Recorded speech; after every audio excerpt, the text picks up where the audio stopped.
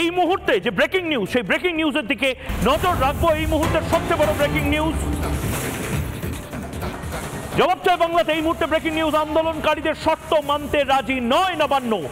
যে 4 শর্ত আন্দোলনকারীরা পেশ করেছেন, সেই শর্ত মানছেন না চন্দ্রিমা ভট্টাচার্য এবং তার পাশাপাশি চিফ সেক্রেটারি রাজীব কুমারকে নিয়ে যে প্রেস কনফারেন্স করা হয়েছিল, সেই প্রেস কনফারেন্সে এই 4 শর্ত মানা হচ্ছে না।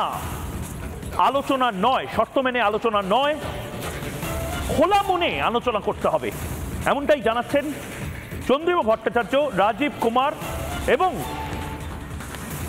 Chief secretary. কি বলেছেন এই মুহূর্তে নবান্নতে যে প্রেস কনফারেন্সটা হলো, সেই প্রেস কনফারেন্সে কি বলল সরকারের তরফ, একবার শুনবো।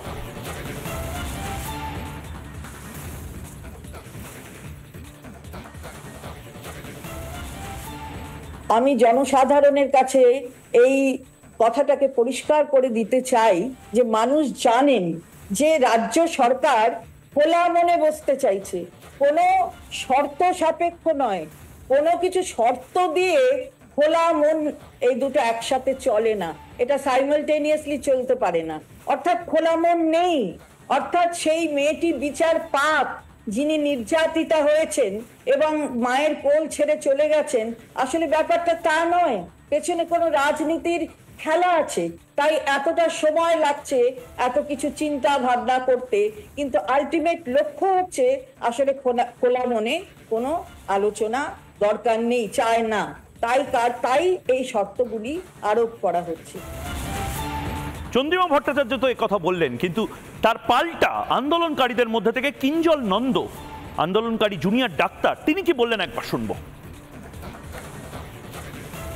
এই যে মানুষজন এখানে আছেন বসে, সাধারণ মানুষ এবং জুনিয়র ডাক্তাররা যারা দুদিন ধরে এখানে আকাশের নিচে মাটির উপরে বসে আছেন বৃষ্টি ঝড় জলকে উপেক্ষা করে, সেই সমস্ত মানুষদের কাছে আজকে যেভাবে সাধারণ মানুষের সহায়তা পৌঁছেছে, আমার মনে হয় না আগে কখনো কোনো রাজনৈতিক আন্দোলনে এই ধরনের সাড়া পেয়েছে।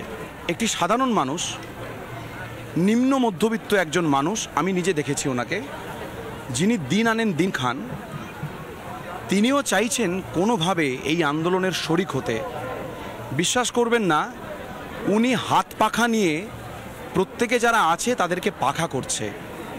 এইটা আপনারা কখনো কোনো রাজনৈতিক আন্দোলনে দেখেছেন? মনুষ্যত্বের অধিকার বা মনুষ্যত্বের কথা বলা যদি রাজনীতির কথা হয়, তাহলে আমার মনে হয় রাজনীতির বিষয়টা একটু ভালো করে বোঝা উচিত যে রাজনীতি জিনিসটা কি।